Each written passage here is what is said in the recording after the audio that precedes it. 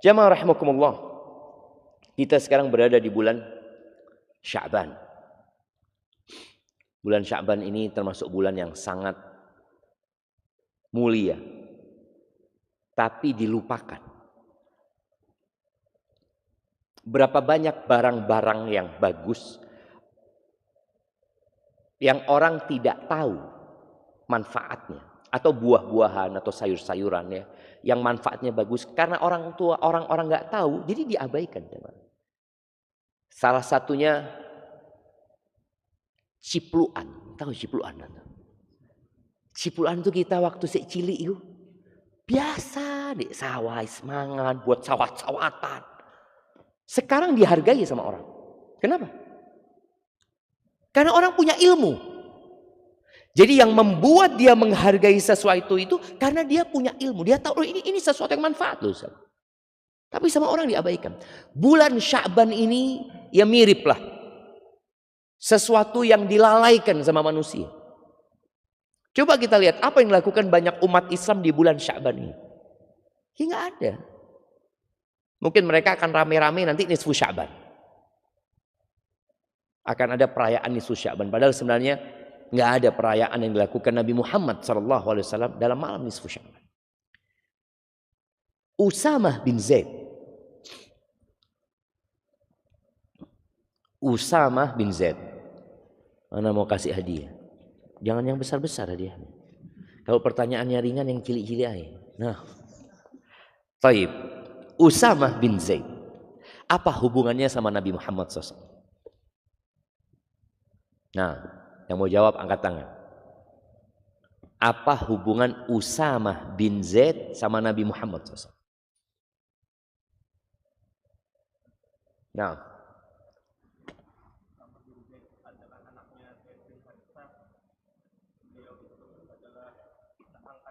Masya Allah, barakallahu fikum. Nah, fadhal. Iya. Usamah ini bin Zaid bin Harithah. Zaid bin Harithah ini dulu anak angkatnya Nabi SAW. Awalnya budak, dihadiahkan oleh Khadijah kepada Nabi Muhammad SAW. Sama Nabi dibebaskan dan diangkat anak. Dan di awal Islam yang namanya ngangkat anak itu otomatis nasabnya berganti sama bapak angkatnya. Jadi di kota Mekah, Zaid bin Harithah dikenal dengan Zaid bin Muhammad sallallahu alaihi wasallam. Sampai kemudian dibatalkan. Nggak ada lagi pengangkatan anak. Anak itu ya tetap nasabnya kepada bapaknya. Nabi itu cinta sama Zaid. Zaid kemudian dinikahkan sama Nabi SAW. Dia mantan budak dinikahkan sama seorang wanita bangsawan. Nah, siapa nama istrinya Zaid? Wanita bangsawan yang kemudian diceraikan sama Zaid, kemudian dinikahi sama Nabi Muhammad SAW. Nah, Zainab, siapa nama bapaknya? Karena anaknya Nabi namanya Zainab juga. Zainab istri Nabi dua soalnya. Nah, makanya kita itu harus belajar nasab jemaah. Zainab yang mana gitu loh. Iya. Ya Zainab yang mantan istrinya Zaid gitu kan. Barakallahu fikum. Zainab bintu Jahsh jemaah ya. Zainab bintu Jahsh. Kemudian ada ketidakcocokan. Akhirnya terjadi perceraian. Lalu Nabi SAW dinikahkan sama Allah dengan Zainab. Padahal nggak boleh menikahi istrinya anak. Istrinya anak itu mahram gitu loh. Ini kok bisa nikahi istrinya anak? Disitulah Allah ingin membatalkan. Tidak ada lagi ngangkat anak. Tidak ada. Yang namanya anak itu tetap anaknya bapaknya. Makanya yang menikahkan Nabi SAW dengan Zainab ini Allah langsung. Falamma qada Zaidun minha watara zawajnakaha. Subhanallah. Satu-satunya sahabat yang namanya disebutkan dalam Al-Quran juga Z ini. Dan ketika Z sudah selesai urusannya dengan Zainab ini, kata Allah, zawwajnakaha, kami nikahkan engkau dengan dia. Makanya Zainab bintu Jahsy ini, ya biasa ketika istri-istri Nabi saling membanggakan dirinya, Zainab juga membanggakan dirinya. Iya, kalian semua dinikahkan oleh bapak-bapak kalian. Dan aku dinikahkan sama Allah langsung. Kata dia. Subhanallah, jemaah, betul. Dinikahkan. Z cerai, gak punya anak sama Zainab ini. Kemudian Z juga punya istri, Ummu Aiman. Ummu Aiman Barakah. Ummu Aiman ini pengasuhnya Nabi SAW. Hitam. Z ini putih, Ummu Aiman ini hitam. Akhirnya keluarlah Usamah bin Zaid. Usamah bin Zaid hitam. Hidungnya pesek, enggak. Tapi Nabi cinta sama Usamah bin Zaid.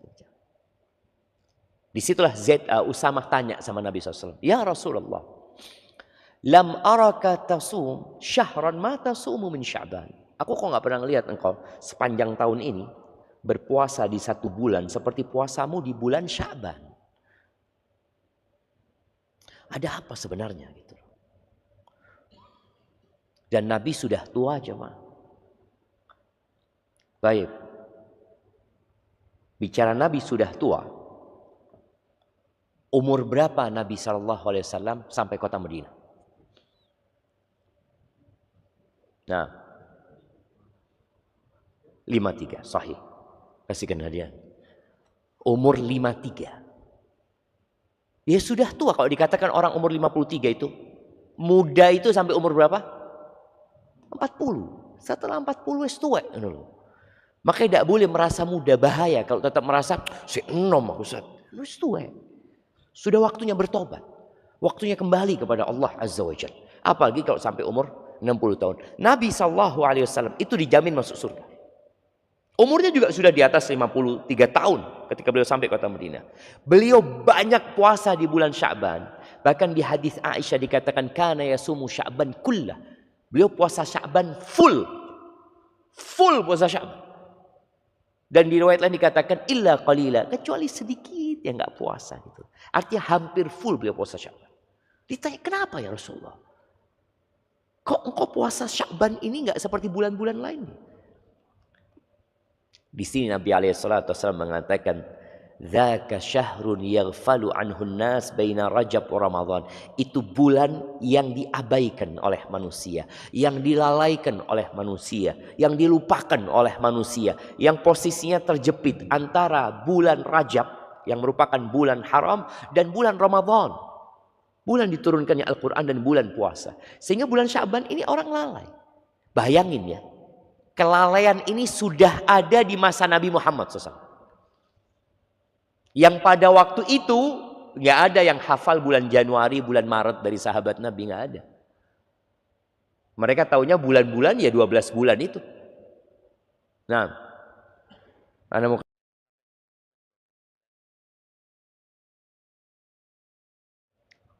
mau sok istuwa tidak apal jemaah. Nah, yang tua umur berapa Bapak? Oh iya, nggak apa-apa. Bismillah. Muharram, Safar, Rabiul Awal, Rabiul Akhir, Jumadal Ula, Jumadal Akhirah, Rajab, Sya'ban, Ramadan, Syawal, Dzulqa'dah, Dzulhijjah. Masya Allah, barakallahu fikum. Masya Allah. Alhamdulillah masih ada yang hafal jemaah. Kita hafalnya Ramadan sama Syawal sama apa lagi? Dzulhijjah. Karena riyoyan haji sama hari raya Idul Fitri. Di saat orang-orang hafal bulan-bulan Islam itu, mereka lalai dengan bulan Sya'ban. Apalagi di saat orang nggak hafal. Orang taunya sekarang bulan apa? Oh, Februari. Oh, kita 2025. Itu taunya dia. Dan dia merasakan ini tahun baru. Iya, baru sebulan kita. Baru pindah dari tahun 2024 ke 2025. Maka orang akan lebih lalai lagi sekarang ini. Padahal kata Nabi SAW, turfa'u fihil a'malu ila rabbil alamin. Di bulan Sya'ban ini amalan itu diangkat. Jadi kalau bicara tutup buku dalam setahun itu, kapan amalan itu diangkat? Di bulan Sya'ban ini. Wa uhibbu an yurfa'a amali wa ana shaim. Aku ingin amalanku diangkat dalam kondisi aku puasa gitu. Itu keinginan Nabi SAW. Sedangkan orang di bulan Sya'ban rata-rata ngapain? Ya habis-habisan. Ayo, engkau Ramadan ndak iso mangan kita. Ndak iso sarapan. Kesempatan ini. Wisata kuliner dihabiskan di bulan Sya'ban malah mereka. Kalau mereka mempersiapkan diri untuk Ramadan, apa yang mereka lakukan? Mereka persiapannya juga urusan dengan perut. Iya. Beli apa ya persiapan buat Ramadan? Kurma. Yang ada dalam benaknya kurma. Berbuka dengan kurma. Betulkah orang berbuka dengan kurma? Kurma syarat, Ustaz. Sebenarnya bukanya itu yang sesudah kurma orang-orang. Anak usul kemarin kepada DKM masjid ini, mana sampaikan, anak kemarin ketemu sama dokter di Lubuk Linggau. Dia sebutkan, ternyata memang orang berbuka itu paling baik dengan buah kurma dia sebutkan. Makanya kurma itu kan yang paling baik, yang rutop kalau untuk berbuka. Kalau nggak ada rutop, kurma yang kering. Kalau nggak ada, minum air. Kemudian setelah Nabi SAW makan kurma rutop atau kurma kering atau minum air, apa yang beliau lakukan? Sholat beliau. Tidak makan, jemaah. Sholat. Maka anak usul ke DKM, usahakanlah bismillah. Ramadan tahun ini berbukanya kurma. Jadi jamaah itu dikasih kurma sama air. Setelah itu, ya nggak usah 5 menit, 4 menit, mamanya qomat sudah. Qomat, imamnya jangan panjang-panjang bacanya. Habis gitu baru mau makan-makan jamaah. Ternyata sehat jamaah. Kenapa banyak orang Ramadan itu tambah loro-loro? Karena makannya nggak karu-karuan. Bulan Sya'ban ini tadi dikatakan sebagai bulan persiapan untuk menghadapi Ramadan. Salah satunya. Kalau bicara faedahnya, kenapa berpuasa di bulan Sya'ban? Tentunya tadi karena bulan ini bulan diangkatnya amalan jemaah. Maka beliau ingin ya diangkat amalannya dalam kondisi sedang berpuasa. Kemudian kalau kita bicara faedah puasa sunnah. Di surga itu ada pintu namanya Ar-Rayyan. Pintu ini khusus buat orang-orang yang rajin puasa sunnah. Kalau puasa wajib, semuanya wajib puasa. Namanya orang Islam, rukun Islamnya puasa. Surga itu punya 8 pintu. Ada pintu sholat. Semua orang Islam sholat. Apakah masuk pintu sholat? Enggak. Orang yang rajin sholat sunnah, itu akan masuk dari pintu sholat. Orang yang rajin puasa sunnah, sholat sunnah akan masuk dari pintu sholat. Orang yang rajin puasa sunnah akan masuk dari pintu Rayyan. Akan dipanggil nanti, Aina shaimun? Mana orang-orang yang rajin puasa? Aina shaimun? Panggil. Mereka suruh masuk. Ketika masuk, dikunci pintunya, sudah tutup. Itu pintu buat orang-orang yang puasa. Dan subhanallah, kalau bicara kenapa Nabi SAW ingin amalnya diangkat dalam kondisi puasa. Ternyata puasa ini ibadah yang berbeda dengan ibadah lain. Kalau sholat, kelihatan nggak orang sholat itu? Kelihatan. Mana bapak? Sholat sih. Itu. Oh iya lagi kelihatan. Atau tanya, mana bapakmu? Ngaji. Mana itu sedang baca Quran? Ada aktivitas yang dia lakukan. Ketika bapaknya puasa, apa yang bisa dia katakan? Bapakku sedang puasa. Loh ngapain orang puasa? Nggak ngapa-ngapain. Puasa itu meninggalkan, bukan melakukan. Jadi namanya orang meninggalkan itu, ya nggak ngapa-ngapain dia. Dan kekhususan ibadah puasa ini. Kalau sholat itu perhitungannya sudah Allah tetapkan. Sedekah 1 dilipat gandakan jadi 10. Jadi 700 kali lipat. Kemudian baca Quran. 1 huruf 10 kebaikan. Kemudian baca 1 ayat lebih baik dari seekor onta. Pahala umroh, pahala haji ada sudah hitung-hitungannya. Illa siyam fa innahu li, kecuali puasa. Ibadah puasa ini milikku kata Allah. Wa ana ajzi bihi. Aku yang akan kasih balasan khusus. Kenapa? Yada'u ta'amahu wa syarabahu wa syahwatahu min ajli. Ini orang meninggalkan makan, meninggalkan. Puasa itu meninggalkan. Meninggalkan minum, meninggalkan syahwatnya. Istrinya dia tinggalkan, bayangin dia. Istrinya halal. Itu rawon halal dia tinggalkan. Karena Allah Azza wa Jalla. Maka Nabi mengatakan, aku ingin amalanku diangkat dalam kondisi puasa. Dan orang puasa itu biasanya punya waktu yang berkah. Kenapa? Nggak ada urusan sarapan dia.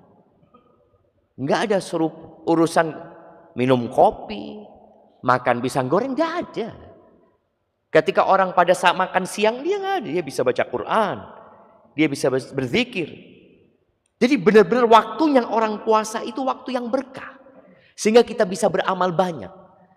Maka usahakan di bulan Sya'ban ini, ya bikin program sama istri. Untuk memperbanyak puasa sunnah. Nabi itu ada puasa pekanan. Beliau biasa puasa Senin Kemis ya. Tapi kadang-kala Nabi itu nggak puasa. Lama nggak puasa. Yuftir hatta naqulu la yasum. Tapi nanti puasa. Puasanya nyambung. Jadi kalau bicara puasa sunnah itu ada puasa Daud yang kita ketahui. Ada puasa 1 hari puasa, 2 hari berbuka. Jadi sebulan puasanya berapa hari?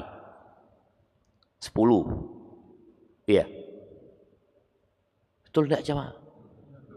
Kalau puasa Daud berarti kira-kira 15 hari.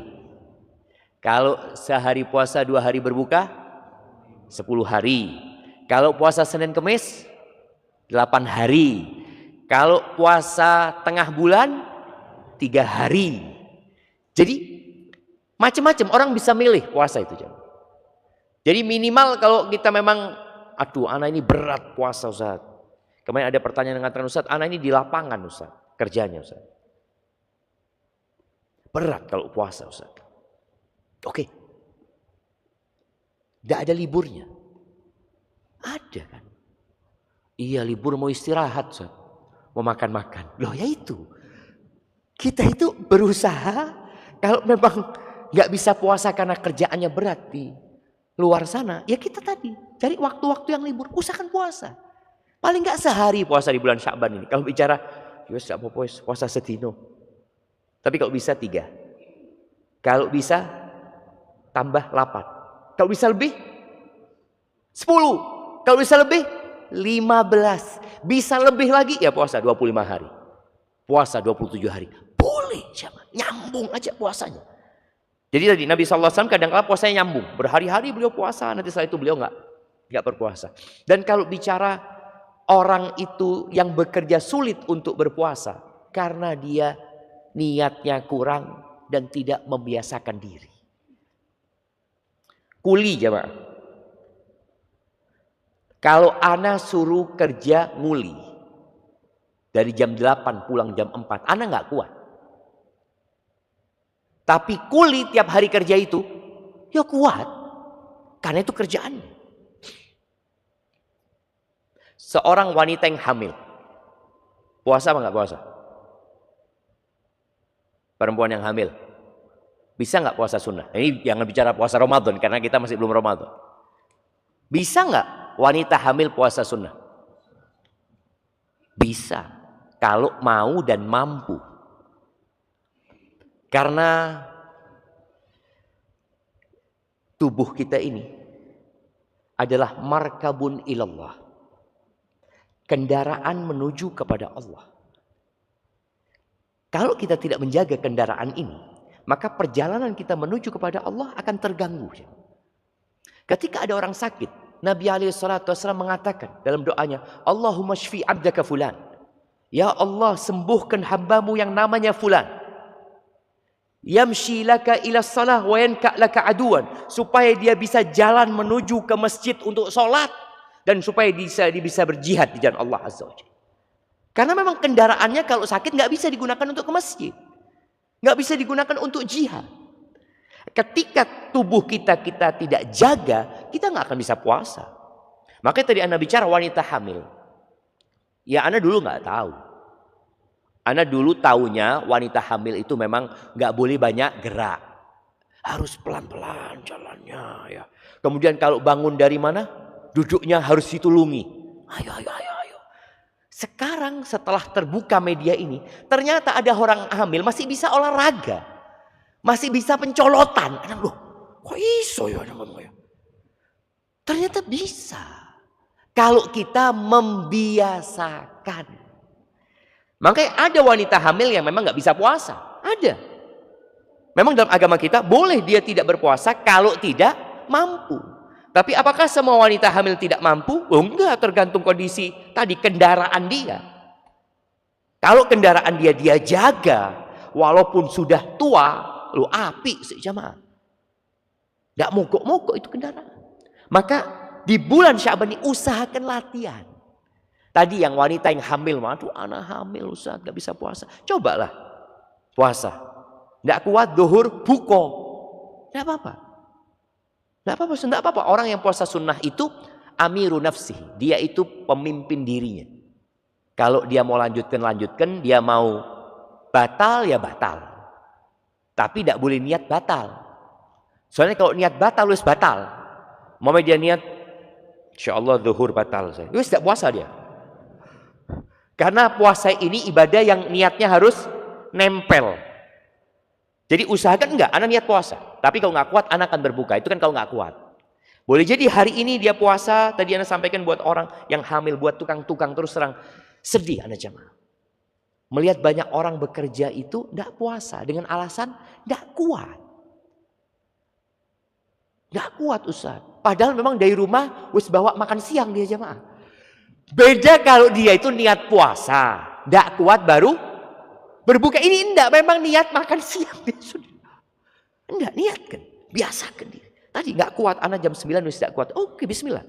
Ketika puasa sunnah itu enggak apa-apa. Nanti sampai jam 10, nanti sampai jam 12 mungkin dia mampu. Nanti sampai asar, nanti sampai maghrib. Semua perlu dilatih. Dan ketika orang sudah memperbanyak puasa sunnah di bulan Sya'ban, Ramadan itu enteng. Kalau enggak, ya hari pertama Ramadan itu jadi hari paling berat dalam hidupnya itu. Memang kayak gini Ustaz ya. Awal Ramadan ini perjuangan Ustaz. Perjuangan gimana? Ya perjuangan. Di meja makan itu semua takjil ono jemaah. Jadi habis asar itu apa yang dia lakukan? Golek takjil. Kuliner. Lewat apa? Surabaya, Sidoarjo yang paling ada makanan yang kalau enggak Ramadan enggak keluar jemaah. TOD jemaah. Tadi kita bicara kurma ini TOD, bismillah. TOD terus kole, es cincau, es Manado, es campur, es teler, semuanya untuk. Mana yang mau dimakan? Yang ada dalam benak dia apa? Makan. Karena dia nggak biasa puasa sunnah. Kalau dia biasa puasa sunnah tadi latihan Ramadan subhanallah. Makanya dikatakan oleh para ulama, bulan Rajab itu bulan menanam. Bulan Sya'ban itu bulan menyirami dan memupuk. Bulan Ramadan itu bulan panen. Suami istri ini harus tolong menolong dari sejak bulan Rajab. Kenapa dikatakan bulan Rajab itu bulan haram ya? Bulan untuk bercocok tanam. Ya sudah waktunya kita berhenti berbuat dosa itu sejak bulan Rajab. Wis mandeko gitu loh. Dan orang ketika mau bercocok tanam itu harus dibersihkan lahannya. Nggak bisa kita musim hujan, oh hujan ini nanam padi, langsung tahu-tahu nanam padi tempat yang ada airnya. Lu tidak bisa, dibersihkan dulu. Setelah dibersihkan, dibrojul katanya orang. Dibajak dulu. Setelah dibajak, dibiarkan, baru ditanami. Itu kondisi hati kita di bulan Rajab. Harus dibersihkan. Bulan Sya'ban ini bulan untuk menyirami. Tadi dengan memperbanyak ibadah puasa sunnah. Yang kalau sudah puasa sunnah, ibadah lainnya melok. Orang kalau sudah puasa itu insya Allah baca Qur'annya melok. Salat qobliyah ba'diyah tidak pernah dia lakukan. Kenapa? Dia nggak ada makan siang. Orang kalau bekerja, zuhur yang dipikirkan makan. Tapi ketika dia puasa, ya udah anak ke masjid. Anak qobliyah, anak ba'diyah. Sambil nunggu sholat. Anak nggak ada waktu makan gitu. Jadi ketika di bulan Sya'ban kita sudah mulai tadi. Puasa, kemudian ibadah-ibadah lainnya kita sudah tambah. Ramadan panen. Maka antum lihat sebagian salafus soleh itu di bulan Ramadan hatam Quran tiap hari. Tiap hari hatam Quran. Kok bisa ya? Anak Ramadan Ustaz sekali hatam Ustaz ngoyo Ustaz. Apa penyebabnya? Tadi. Karena kita tidak melatih diri kita. Nabi SAW ya, sholat malam. Sholat tarawih itu kan sholat malam. Beliau pernah jadi imam sama Hudzaifah bin Yaman, jadi makmumnya. Nabi itu 1 rakaat baca Al-Baqarah, An-Nisa, Ali Imran. Gitu disebutkan dalam hadis. Ini 5 juz jamaah. Lebih titik. 1 rakaat.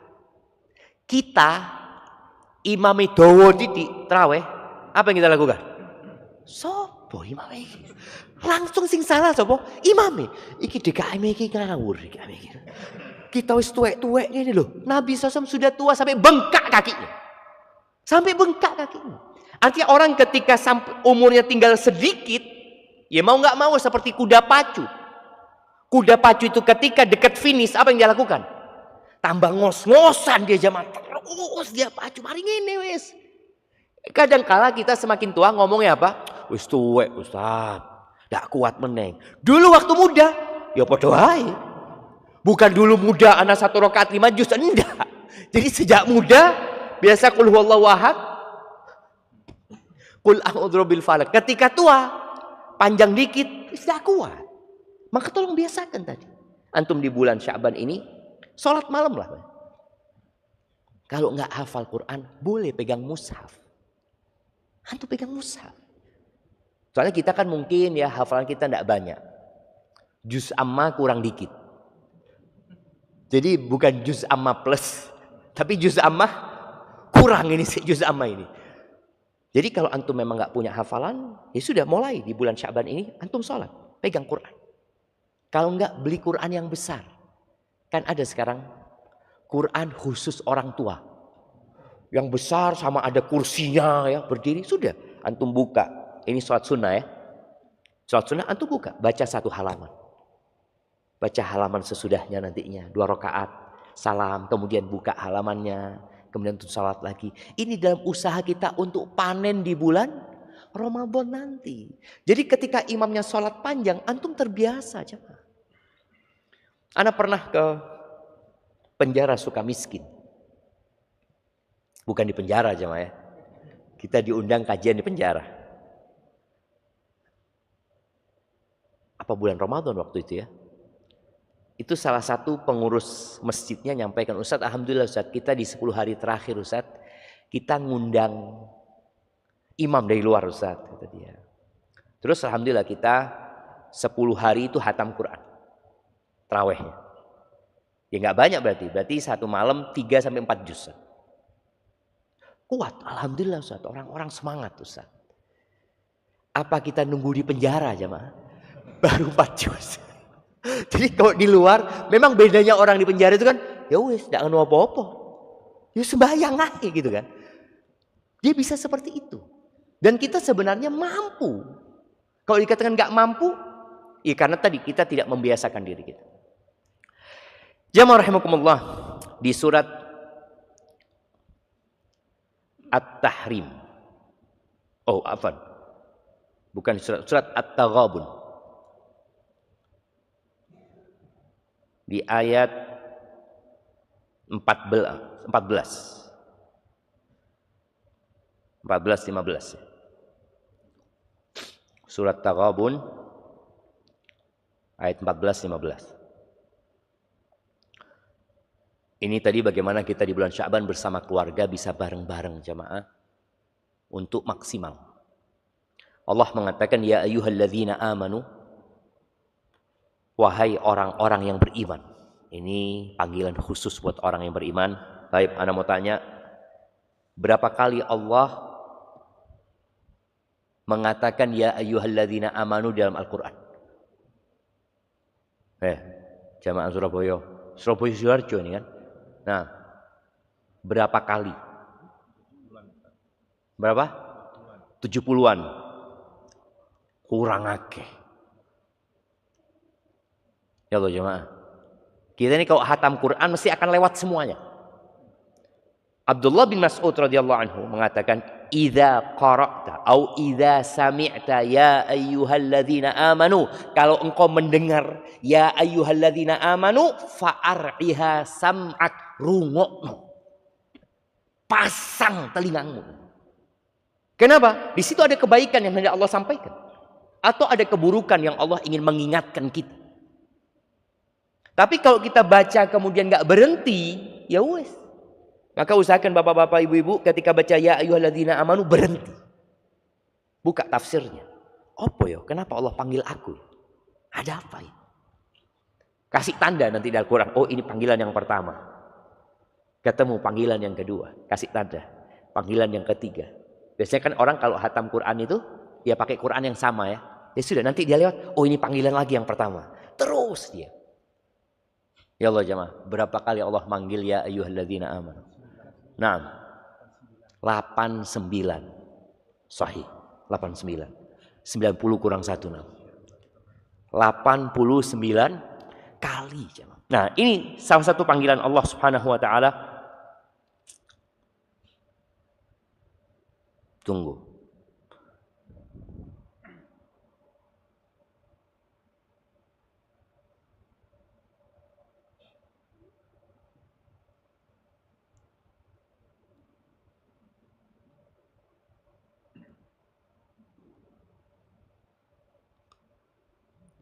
Iya jemaah.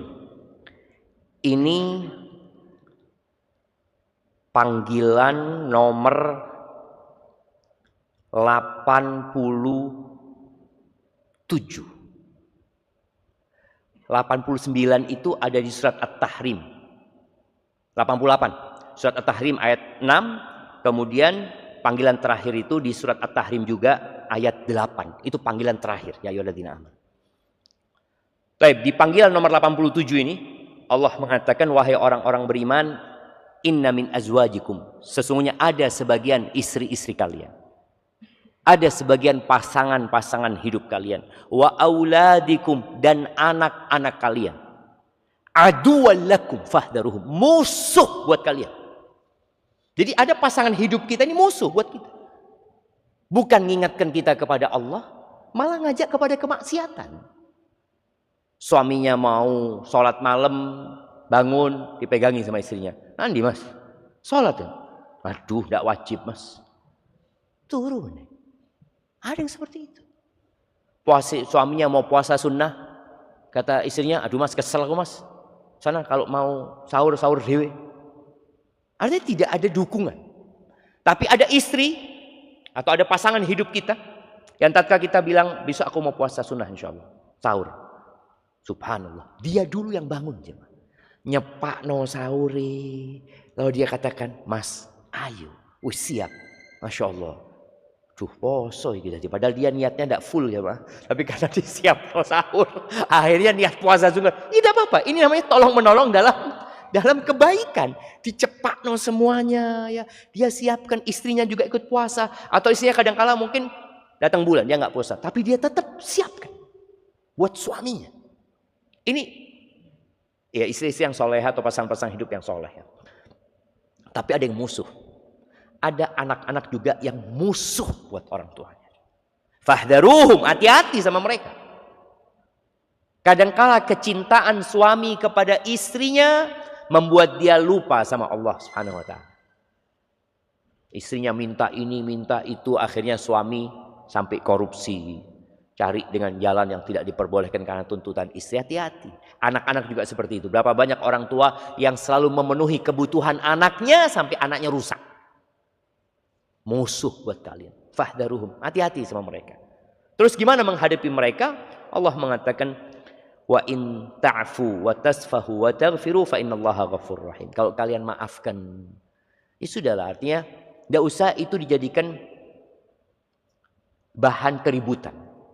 Udah maafkan, istrinya mungkin punya kesalahan atau pasangan hidupnya punya kesalahan, dimaafkan, diampuni, ya tidak usah diungkit-ungkit, tapi tetap ada perbaikan. Tetap dilakukan perbaikan kepada mereka. Fa innallaha ghafurur rahim. Allah itu Maha Pengampun dan Maha Pengasih. Lalu Allah mengatakan, innama amwalukum wa auladukum fitnah. Harta dan anak kalian itu fitnah, ujian dari Allah SWT. Jadi jangan dianggap harta dan anak itu kebanggaan. Iya, memang itu perhiasan kehidupan dunia, tapi di situ ada ujian yang Allah berikan. Hati-hati juga menghadapi mereka. Bagaimana kita menyikapi harta dan anak kita? Wallah indahu ajrun azim, dan di sisi Allah ada pahala yang besar. Jadi kadang-kala orang tua itu kalau punya anak, dia jadi bakhil. Nabi alaihissalatu mengatakan, al-waladu, anak itu majbanatun, bikin orang tuanya pengecut.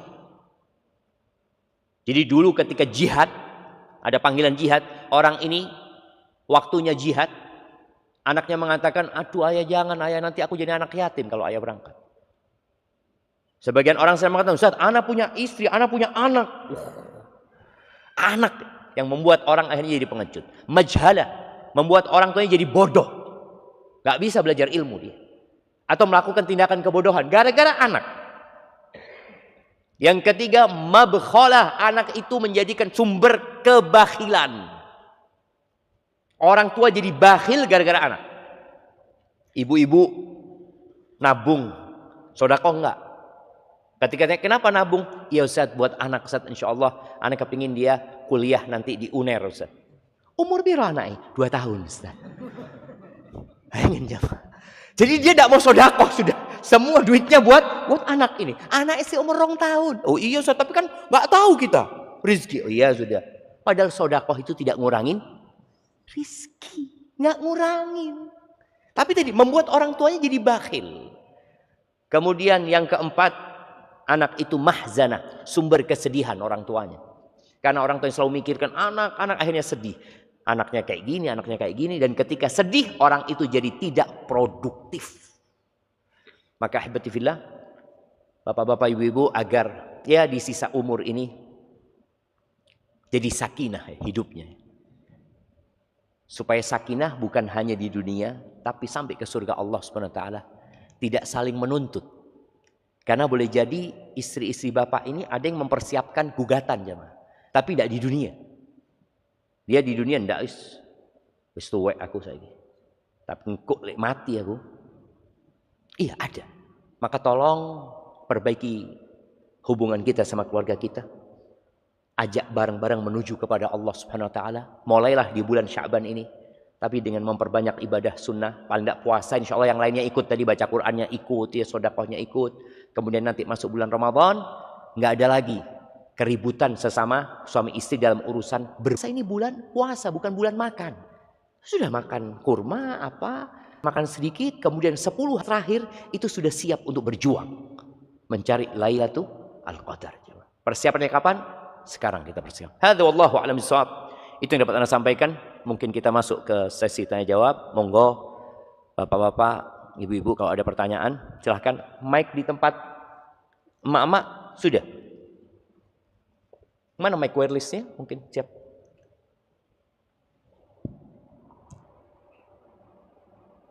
Ada yang tanya.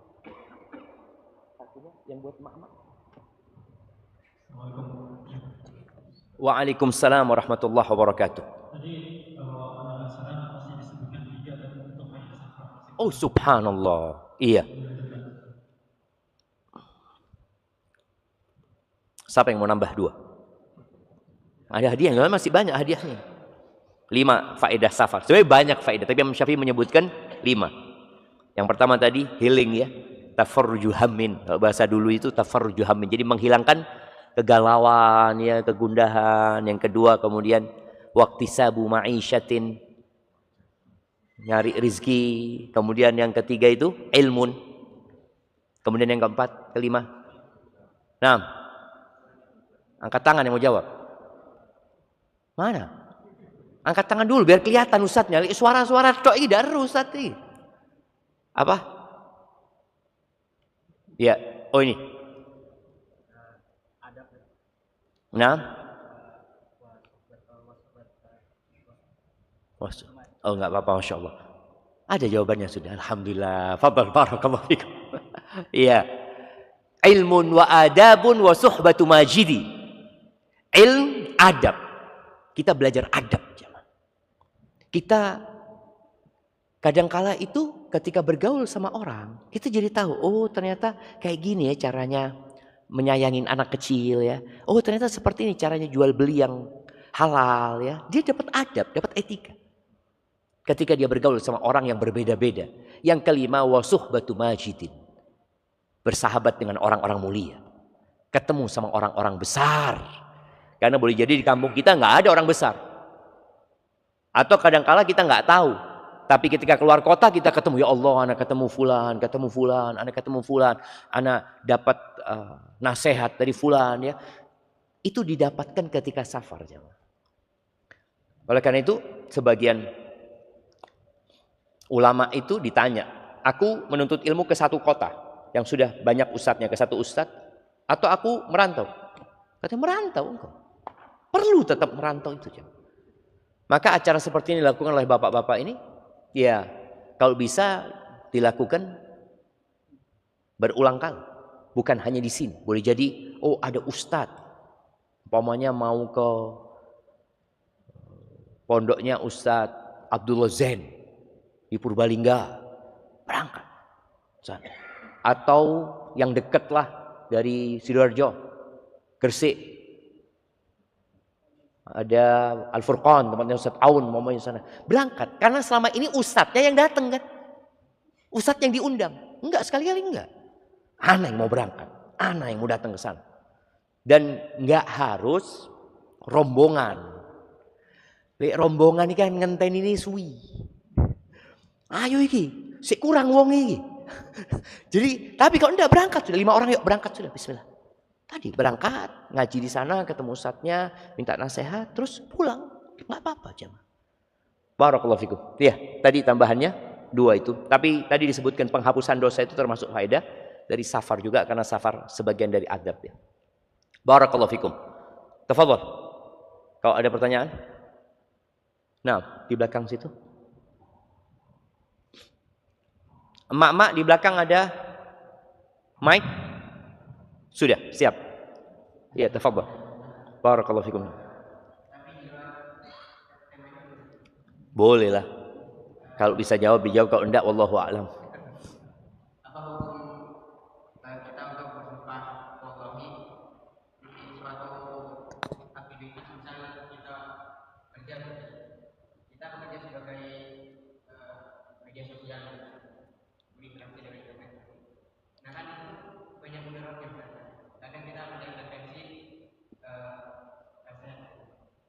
yang maksudnya ya konten aurat atau musik atau banyak hal yang mudarat. Nah, Kadang saya punya pikiran di suatu waktu saya ingin suntik. Ya Allah, saya bersumpah nggak akan buka HP selama 3 jam. Tapi itu kadang saya bisa 5 banyak kan. Nah, yang pernah saya dengar itu ada ustaz bilang kalau kita nggak boleh mudah-mudahan. nah.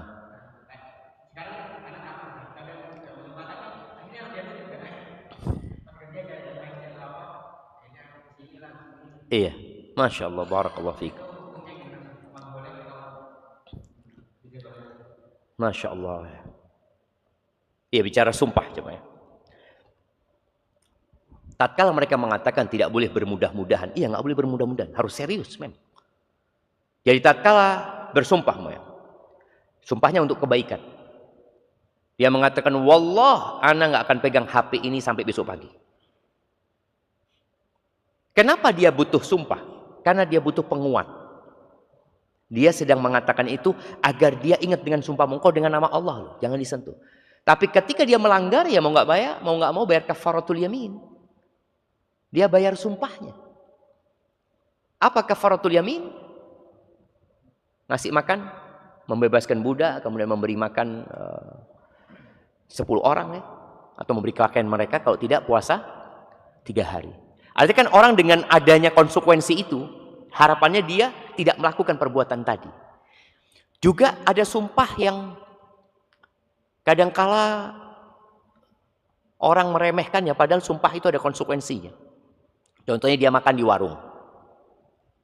Makan di warung, pas temennya mau bayar. Ya, wallah, ana yang bayar.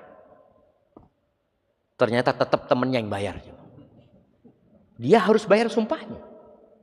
Ya sudah dia nggak usah, sudahlah ana yang bayar, daripada ana harus bayar sumpah ini, ana yang bayar.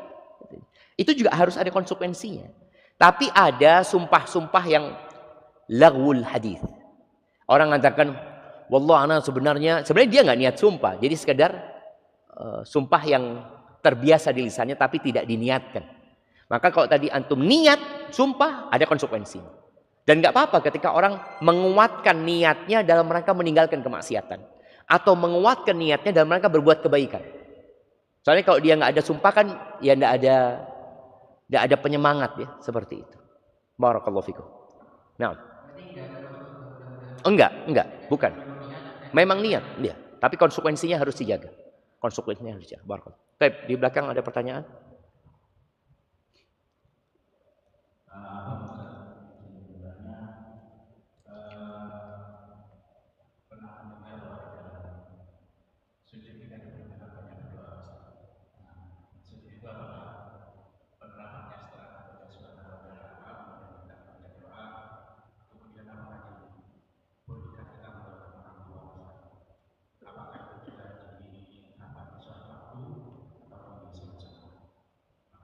Masya Allah, barakallahu fiik. Iya jemaah, ini dalam rangka kita berlomba-lomba dalam kebaikan ya. Di antaranya yang berkaitan dengan doa dalam sujud. Ana merasakan ya, ketika dalam sujud itu ana hanya membaca bacaan rutin. Kadangkala pikiran itu kemana-mana jemaah. Tapi kalau ana baca doa khusus, mau tidak mau harus konsentrasi. Umpamanya ketika sujud ana nanti mau doa, mau minta ilmu sama Allah. Umpamanya Allahumma inni as'aluka ilman nafi'an wa rizqan thayyiban wa amalan mutaqabbala. Itu akhirnya ana harus konsentrasi. Kalau enggak, imamnya Allahu Akbar, kita belum baca doa. Nah, kapan baca doanya itu? Maka membaca doanya itu setelah baca bacaan sujud.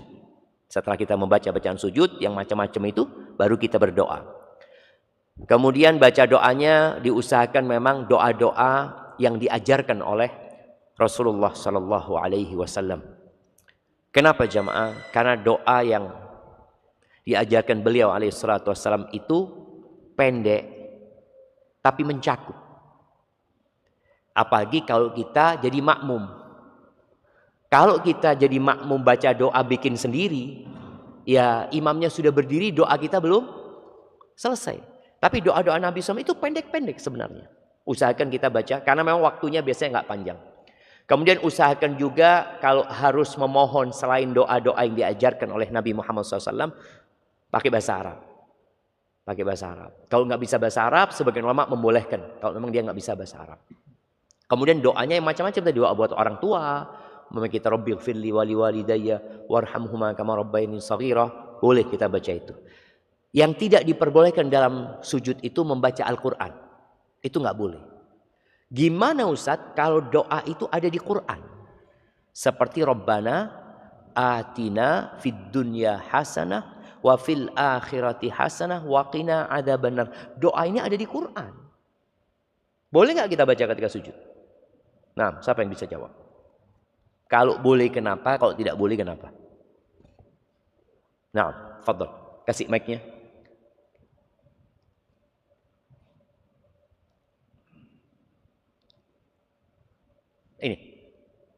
Angkat tangan antum. Ya, itu. Soalnya kalau nggak angkat tangan bingung dia ini kasihkan ke siapa ini. Boleh kenapa?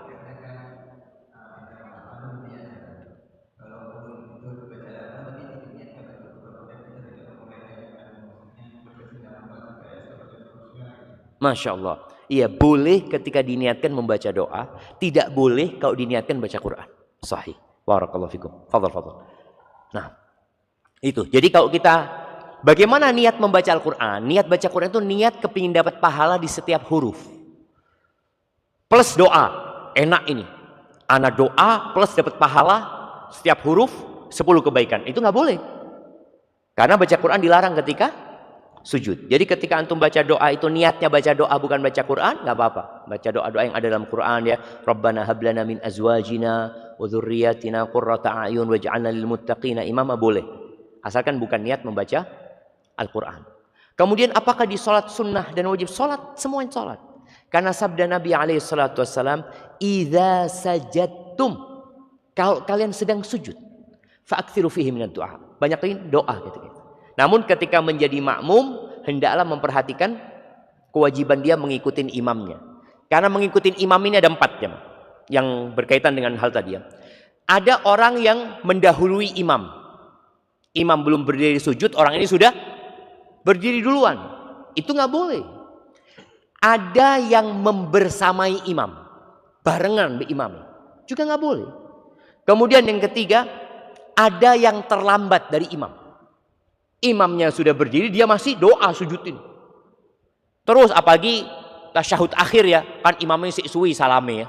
Berarti dia terus doa. Nggak boleh. Yang boleh itu atau yang disyariatkan adalah mengikut setelah imam langsung. Tidak membersamai imam, tidak mendahului, tidak terlambat, tapi imamnya sujud kita sujud, imamnya berdiri kita berdiri. Maka kalau jadi makmum hendaklah mengikuti imam. Kalau jadi imam, ojo sekarpan. Anak pernah ditegur dulu sama. Waktu di pondok ya, anak pondok ini kan semangat pokoknya. Jadi imam. Kita tahu sama hadis suruh banyak doa, panjang-panjang kita sujudnya jemaah. Habis sholat ditegur sama jamaah yang tua. Ustaz, kalau jadi imam jangan panjang-panjang. Ini orang-orang tua ini, ada yang kalau sujud lama pusing kepalanya. Betul kan, memang pusing kepala. Kalau ustadz masih muda lama-lama, makmum tidak kuat. Maka kalau jadi imam pun harus memperhatikan makmumnya. Jangan dia terlalu panjang sehingga membahayakan makmumnya nantinya. Hadza wallahu a'lam bissawab. Naam. Fadhal. Oke, yang dekat sana dulu. Silakan baru pindah ke sini. Fadhal. Terkait dengan puasa sunnah Ustaz. Karena kan banyak redaksinya Ustaz ya. Tetapi mana yang paling sering dilakukan oleh Rasulullah? Karena kalau kita gabung-gabung itu kan nanti akan ada ketidakkonsistenan gitu ya. Misalnya puasa Daud, kemudian puasa Senin Kamis dan seterusnya gitu Ustaz juga. Naam, barakallahu fikum. Ya, ahibati fillah. Jadi kalau bicara puasanya Nabi Muhammad SAW, Aisyah radhiyallahu ta'ala anhu mengatakan, kana Rasulullah SAW yasum hatta naqulu la yuftir, yuftir hatta naqulu la yasum. Jadi puasa Nabi SAW ada yang kadang-kala nyambung. Ya nyambung berhari-hari gitu. Berarti bukan puasa Senin Kamis, bukan puasa Daud, enggak, ya nyambung aja puasanya. Tadi boleh jadi dia puasa, dia puasa dari Senin ke besok ya, Senin, Selasa, Rebu, Kamis ya. Kemudian Jumat dia puasa, berarti dapat 5 hari itu. Sabtu sama Ahad dia libur, seperti. Nanti dia hari Seninnya puasa lagi gitu. Jadi ini bukan bicara puasa yang rutin, tapi puasa yang dalam setahun di bulan tertentu Nabi punya puasa banyak sallallahu alaihi wasallam. Jadi bukan puasa Daud Nabi SAW di bulan Sya'ban.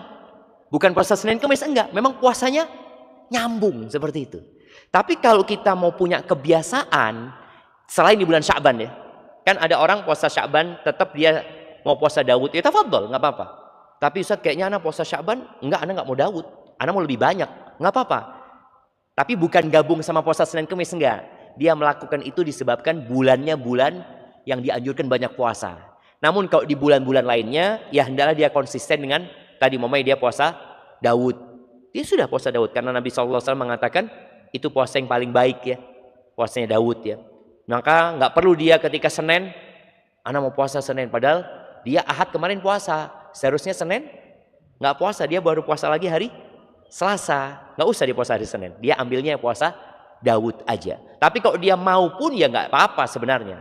Tapi usahakan beramal itu yang konsisten. Karena kata Nabi SAW, khairul amali adwamuhu wa in qalla. Sebaik-baiknya amalan itu adalah yang berkesinambungan walaupun sedikit. Jadi kalau mau konsisten sepanjang tahun. Namun ada waktu, tempat yang mulia. Contoh ada orang ke Mekah. Ana di Mekah ini cuma 4 hari Ustaz. Ana mau hatam Quran. Enggak apa-apa. Ini karena ada tempatnya.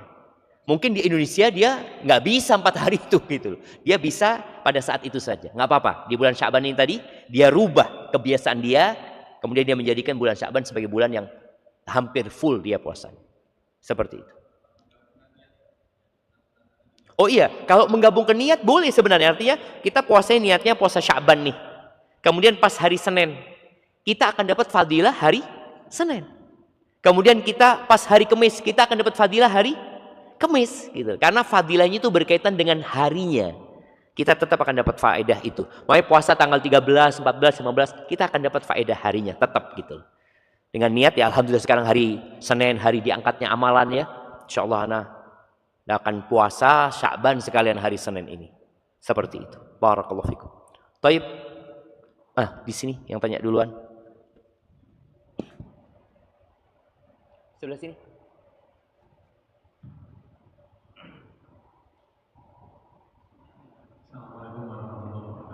Waalaikumsalam warahmatullahi wabarakatuh. Berkaitan dengan imam yang malam tadi. Kadang-kadang kita berjalan itu mengikuti berjamaah yang bersambung gitu. Nah itu imamnya membacanya dengan sangat cepat. Kita pada frontal ketika baca ketika belum selesai sujud dan rukuk kita terus dalam hati tidak ini dasar. Apakah kita perlu mengulangi sholat? Masya Allah, barakallahu fikum. Iya jemaah, berkaitan dengan imam makmum ini ya. Ana terus terang berharap siapa saja yang tinggal di daerah-daerah itu perlu mengusulkan ke DKM masjid setempat, kalau bisa bekerja sama dengan MUI umpamanya, untuk mengadakan pelatihan imam. Karena imam-imam kita itu belum standar. Apalagi nanti di bulan Ramadan, tambah ngawur-ngawuran. Tapi karena mereka terbiasa di bulan Sya'ban cepat, jadi Ramadan bisa lebih cepat lagi. Itu kan karena latihan. Ada yang kalau nggak salah 7 menit jemaah. Iya kan? Di mana di Blitar itu, Masya Allah. Sampai ana nonton orang-orang yang berangkat ke sana, cuma kepingin nyoba kata dia. Gimana mas? Kata, enak kata dia, keringetan gitu kata dia. Iki olahraga apa sembahyang? Bahkan tadi anak usul bagi bapak-bapak ya yang punya link ke MUI atau DKM masjid besar ya, untuk mengadakan pelatihan imam untuk warga setempat aja. Jadi untuk musola-musola itu supaya kita sholat di musola manapun enak jemaah. Karena banyak yang jadi imam itu nggak layak sebenarnya. Kalau mengikuti standar yang diarahkan oleh Nabi Muhammad SAW. Kok tambah adem jemaah? Iya.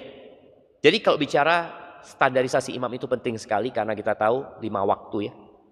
Sholat itu ketika imamnya nggak standar seperti yang dalam pertanyaan tadi. Bagaimana sikap kita? Kalau sholatnya imam di dirinya itu sah, buat makmum sah. Cepatnya imam itu kadangkala penilaian subjektif dari kita. Karena kita biasa dengan imam yang cepat, yang pelan ya. Kita imamnya enak, karena imam ini tidak bisa. Makanya terus terang, ana sholat di beberapa masjid kampung ini, ana tahu imamnya ini rodok cepat, tapi masih sah sebenarnya. Mau tidak mau, ana harus menyesuaikan. Baca Al-Fatihahnya, ana tahu dia cepat, mau tidak mau, ana ketika baca Al-Fatihah jangan Alhamdulillahirabbil alamin. Rukuk imamnya. Jadi kita yang harus menyesuaikan ketika kita tahu bacaan imamnya memang cepat. Rukuknya dia mamanya cepat. Ya kita geraknya juga perlu mengikuti. Soalnya dia baca subhana rabbiyal azimi, subhana rabbiyal azimi, subhana rabbiyal azimi. Dia bangun. Cuma kan kita kadang-kala genak no awak ya. Imamnya Allahu Akbar. Allah. Belum Allahu Akbar harus bangun imamnya. Maka tolong kita menyesuaikan. Tapi kalau tadi kita merasa sholat kita nggak tumak nina. Karena kita nggak bisa ngikutin imam. Oke, imam itu tumak ninah ya. Cuma karena kita tadi gerakannya terlambat sehingga kita merasa nggak tumak ninah dalam ibadah kita, maka kita ngulangi. Atau boleh niat mufaraqah. Niat memisahkan diri dari imam. Kalau kita ngeliat kayaknya imamnya nggak sah sholatnya ini. Kalau anak ngikutin, anak nggak bisa gitu. Ya sudah, dia boleh niat mufaraqah, tetap dia di situ, tapi sudah niatnya sholat sendiri. Tidak ngikutin imam. Cuman tadi jemaah kadang-kala kita yang nggak terbiasa saja dengan cepat yang masih standar ya. Jadi ada sholat yang minimalis. Sholat minimalis itu ya tadi pokok tumak nina wis. Imamnya baca Al-Fatihah waladhdallin amin. Bismillahirrahmanirrahim. Yasin, Allahu Akbar. Sah enggak? Sah jemaah gitu. Barakallahu fikum. Tadi ada pertanyaan? Siap, fadhal. Assalamualaikum warahmatullahi wabarakatuh. Waalaikumsalam warahmatullahi wabarakatuh. Pertanyaannya sederhana. Ini ada suatu keluarga Al-Iman dan juga suami istri itu sebanyak. Tapi suami ini ada salah satu hobi. Ada hobinya, salah satu hobi. Manakala dia diujar oleh temannya atau teman disuruh nyumbang lagu. Disuruh nyumbang lagu. Istrinya tidak boleh, sudah dilarang oleh agama. Pertanyaan adalah apakah ada hadis atau yang menyatakan bahwa tidak boleh kita nyumbang lagu? Nah, masya Allah, masya Allah, barakallahu fiik. Iya jemaah. Jadi bicara ada lagu plus musik. Jadi kalau bicara lagu itu sebenarnya adalah syair-syair yang disusun. Maka kalau bicara syair, maka syair itu baiknya baik, buruknya buruk. Tergantung kontennya syair itu. Kalau bicara lagu yang bermusik tadi, yang nyumbang lagu biasanya dengan ya karaokean atau apa orang-orang tersebut. Apakah ada hadis yang melarang musik sebenarnya? Ketika anak di pesantren tahun 1995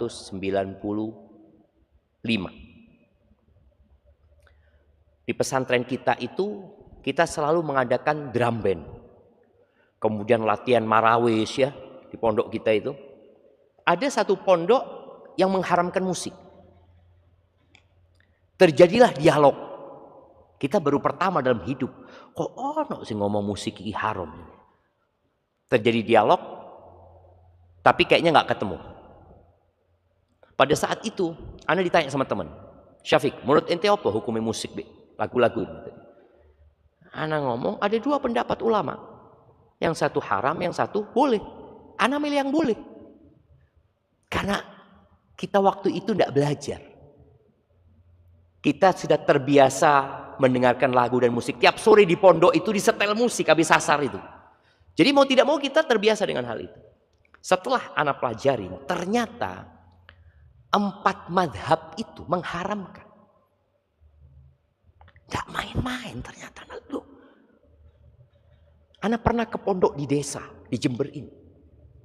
Kiainya itu waktu itu lagi bahas satu kitab dan disebutkan tentang pengharaman musik. Karena dalam madhab Syafi'i sendiri, Imam Syafi'i itu menyebutkan menghancurkan alat musik itu nggak harus kita ganti.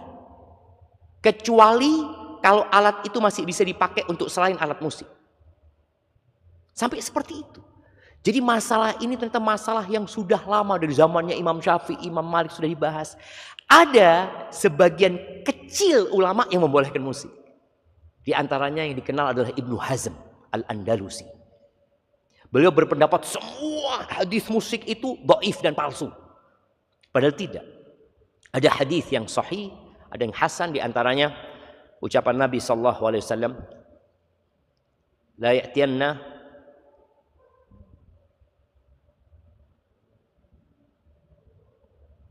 atau la ya'tiyanna qaumun yastahilluna al-hira wal harira wal khamra wal ma'azif. Kata Nabi SAW, akan datang satu kaum yang menghalalkan zina. Akhirnya zina dilegalkan sama mereka. Kemudian harir, sutra bagi kaum laki-laki. Kemudian minuman keras. Yang keempat, wal ma'azifa, dan alat-alat musik. Akan datang satu kaum yang menghalalkan itu. Berdasarkan hadisnya dan hadis-hadis lainnya, di sini 4 mazhab itu sebenarnya kalau dilihat jumhurul ulama, mereka berpendapat bahwasanya musik itu haram. Jadi bukan hal yang baru. Makanya anak sempat ditegur ketika anak menyampaikan tentang hal ini. Ada seorang tua mengatakan, Ustadz, anak 60 tahun Ustadz, umur anak Ustadz, gak pernah dengar musik haram. Kok tahu-tahu Ustadz datang mengatakan haram? Loh, anak ngomong sama, anak juga gak dengar dulu. Anak sama gak dengar. Bahkan itu menjadi satu hal yang lumrah di sini. Di pesawat kita dengar musik, di minimarket dengar musik, di mana-mana musik itu jemaah. Karena dianggap satu hal yang nggak apa-apa gitu loh. Tapi setelah anak kaji tentang hal itu, ternyata memang nggak boleh. Dan musik itu melalaikan. Ada alat musik yang diperbolehkan. Di waktu yang ditentukan. Yang pertama, hari raya. Boleh rebana. Apakah boleh rebana yang ada kerincingnya? Kan rebana itu ada rebana yang apa istilahnya? Yang standar, yang polos ya. Tapi ada rebana yang ada kerincingnya. Dalam mazhab Syafi'i ada yang membolehkan rebana pakai kerincing. Makanya kalau kita lihat kadang-kala mereka pakai rebana ada kerincingnya. Tapi sebagian besar mengatakan enggak, rebana polosan. Itu pada waktu Idul Fitri, Idul Adha. Kemudian juga pada waktu pernikahan. Jadi pernikahan boleh pakai rebana. Jangan pernikahan yang disetel murattal. Idza zulzilatil ardu zilzalaha. Iki pernikahan sing disetel kiamat. Ya opo. Enggak, jadi pernikahan itu memang ada senang-senang boleh pakai rebana ya. Bahkan zafin ya, orang-orang yang kadang-kala berjoget, tapi alat musiknya cuma boleh pakai rebana. Dan tadi kalau mau nyumbang di situ enggak apa-apa. Jadi kalau nanti suaminya disuruh nyumbang lagi, umpamanya dia ngomong anak akan nyumbang, anak akan bacakan syair tanpa alat musik. Syair yang isinya nasihat buat mereka umpamanya. Karena orang kalau sudah dengar lagu sama musik itu ya sudah lalai gitu ya. Healingnya itu orang kalau sumpek kadang-kala kemana? Ke tempat karaoke, nyanyi sampai subuh. Mari subuh, alhamdulillah Ustaz, sejak anak karaoke iman bertambah Ustaz. Bertambah opo? Bertambah modul. Barakallahu fiik, seperti itu Pak. Hayakumullah. Nah. Oke, ya terakhir ini buat ibu-ibu ya Pak. Nah, silakan. Waalaikumsalam warahmatullahi wabarakatuh. Mungkin tipsnya aja Ustaz, bagaimana saat kita sedang futur, apalagi kita kan sebagai kaum apa?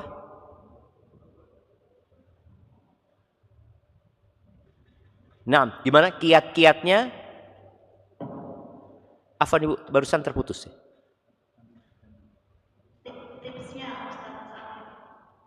Saat futur, khususnya buat emak-emak ya. Siap, barakallahu fiik ya. Ya jemaah, emak-emak ini memang punya kondisi khusus. Yang Nabi SAW mengatakan naqisatu aqlin wa din. Perempuan itu akalnya kurang, agamanya kurang. Ketika kaum laki-laki membaca Al-Fatihah minimal 17 kali dalam sehari, ada fase wanita berhenti baca. Tidak boleh. Tidak boleh sholat maksudnya. Bahkan ada yang 40 hari dia nggak boleh sholat. Tentunya kondisi orang yang tidak sholat dengan orang yang sholat berbeda. Sholat itu mencegah dari perbuatan keji dan mungkar. Ya. Kemudian ketika sholat bagaimana posisi orang itu dari berdiri dia rukuk buat Tuhannya. Kemudian dia bangkit lagi untuk Tuhannya. Kemudian dia sujud. Kemudian terus. Jadi ada kondisi mereka ini ya lemah imannya. Apa yang harus dilakukan? Ada ibadah yang tidak bergantung dengan kesucian, tidak bergantung dengan tempat, tidak bergantung dengan kondisi, tidak bergantung dengan pakaian. Ibadah itu adalah zikrullah tabaraka wa ta'ala. Maka pada saat perempuan ini futur, perbanyak zikir. Bas, duduk. Zikir. Dihitung. Hitung. Ada zikir yang jumlahnya memang sudah ditetapkan. Umpamanya baca, La ilaha illallah wahdahu la syarikalah, lahul mulku wa lahul hamdu, wa huwa ala kulli syai'in qadir. Pagi hari baca berapa kali? 10 minimal, kalau bisa 100. Lebihnya nggak ada. Hitung. Kenapa kok perlu dihitung? Kalau tidak dihitung, kita nggak tahu kalau sudah sampai 100. Kadangkala perasaan saja. Koyok wis sake. Wis sake biro. Orang itu kalau ibadah selalu merasa sudah banyak. Tapi coba main handphone, 1 jam sebentar. Loh, wis 1 jam ternyata. Tapi kalau ibadah hitungan. Bagaimana menghitung? Usahakan pakai tangan. Kalau waduh Ustaz, Anda banyak nggak cukup Ustaz, atau Anda sering lupa. Tetap yang lebih utama pakai tangan. Bolehkah pakai tasbih? Menurut pendapat yang terpilih boleh pakai tasbih. Baik tasbih yang diputar atau tasbih digital sekarang ya. Tapi tetap lebih utama pakai tangan. Yang pakai tasbih, tidak usah dibawa keluar tasbihnya. Karena itu alat buat antum berzikir. Kemana-mana, Assalamualaikum. Diputar-putar. Apa ini? Antum lihat sebagian orang itu tasbihnya dibuat putar-putar ya. Kadang-kala dia simpenan sudah tasbih. Ketika antum butuhkan, usahakan alat itu buat di rumah, nggak ada orang yang lihat antum. Karena antum butuhnya itu memang antum mau menghitung zikir antum itu. Tapi kalau di luar ya antum mungkin di luar cukup tangan antum lah. Artinya kalau di luar mungkin antum zikir 33 kali, tangan cukup lah. Tapi kalau antum mau zikir, ana mau sholawat buat Nabi SAW, ana kepingin hari ini sholawat 300 kali. Oh iya, mamanya fadl. Tapi nggak perlu dibawa kemana-mana. Alat zikirnya ini yang dibawa kemana-mana cukup tangan. Kalau alat yang lainnya mungkin disimpan di tasnya, mungkin di rumahnya. Jadi nasihat ana buat ibu-ibu tadi, ketika dalam kondisi futur, zikir ini jangan berhenti. Kok sudah nggak sholat, zikir nggak? Perbanyak zikir. Sambil nyapu, sambil masak. Ya. Kemudian yang kedua, baca Al-Quran. Memang ada khilaf di antara para ulama, apakah seorang yang datang bulan itu boleh baca Quran atau tidak? Pendapat Imam Malik mengatakan boleh, asalkan tidak menyentuh mushafnya. Dia baca, baik dengan hafalannya atau dia baca lewat handphonenya. Kemudian yang ketiga, tetap dengarkan kajian. Dengarkan kajian. Sekarang itu dengan adanya media, ya Allah, sudah mudah. Emak-emak ini tidak perlu berangkat ke masjid yang jauh. Duduk di rumahnya, taruh handphonenya, rungokno. Tapi pada saat mendengarkan kajian itu, ojo turu. Karena kadang-kala ngono kajian mbek turu-turuan ya. Ya turu mari ngono jamaah. Duduk dengarkan ya bismillah ya. Dia dengarkan, dia pakai muknahnya, enggak harus ya. Artinya enggak harus, tapi posisinya usahakan posisi yang serius. Kalau bisa nyatet juga supaya ilmunya dia dapat. Kemudian yang keempat, cari teman yang bisa mengingatkan. Karena kalau teman kita itu teman cuma buat jalan-jalan, nggak ada yang mengingatkan kita kepada Allah, ya akhirnya pada saat futur kita diajak jalan-jalan aja sama dia. Sambil terus berdoa baca, Ya muqallibal qulub, tsabbit qalbi ala dinik. Minta ditetapkan. Dan baca doa-doa yang lainnya. Barakallahu fiik. Seperti itu. Baik, naam, tafadhali. Gimana? Oh, salat duha. Naam. Jadi memang bicara salat duha ini ada hadis-hadis Nabi SAW yang merupakan wasiat, yang merupakan perintah agar salat duha selalu dan tidak meninggalkannya. Seperti hadis Abu Hurairah radhiyallahu anhu ketika dia mengatakan ausani khalili bi thalath. Kekasihku memberikan wasiat kepada aku dengan 3 hal dan aku tidak tinggalkan 3 hal ini. Yang pertama, nah, nih jamaah yang Surabaya nih, sebutkan 3 wasiatnya Abu Hurairah dari Nabi SAW. 3 yang tidak beliau tinggalkan. Nah, witir sebelum tidur, sholat duha, kurang satu. Nah, yang belakang, fadhol hadiahnya. Witir sebelum tidur, 2 rakaat duha, terus satu lagi. Apa? Puasa ya. Oh iya, mama belum dapat hadiah. Ya kasih hadiahnya buat mama nanti. Nah, fadhol. Ini kasihkan ya. Ya, siapa tadi? Ya, ibu-ibunya nanti diambil. Tadi sholat duha, 2 rakaat duha sama 3 hari puasa setiap bulan. Itu wasiat Nabi SAW. Tapi ada hadis yang menyatakan Nabi SAW itu nggak sholat duha gitu loh. Di sini para ulama ada yang berusaha menggabungkan antara hadis perbuatan dengan hadis ucapan. Sebagian menguatkan ucapan Nabi SAW. Karena Nabi SAW meninggalkan salah satu amalan kadangkala karena takut diwajibkan. Beliau meninggalkan amalan tersebut. Beliau punya sholat lainnya selain sholat duha umpamanya. Jadi kalau ditanya apakah mau tiap hari, silahkan tiap hari dilakukan. Sebagaimana wasiat Nabi kepada sallallahu alaihi wasallam kepada Abu Hurairah. Tapi kalau orang ini tokoh di masyarakat ya, kemudian masyarakat melihat orangnya sholat duha terus, sampai orang berpikiran apa wajib sholat duha ini, maka sekali-kali ditinggalkan, nggak apa-apa. Jadi meninggalkan yang sunnah sekali-kali itu nggak ada masalah ya. Tapi usahakan kalau kita mengamalkan satu amalan untuk istiqomah mengamalkannya. Tapi sekali-kali tadi mau dijeda hari ini enggak, besok mau sholat duha atau kapan lagi enggak masalah insya Allah untuk keluar dari khilaf yang terjadi di antara para ulama tadi ya. Seperti itu.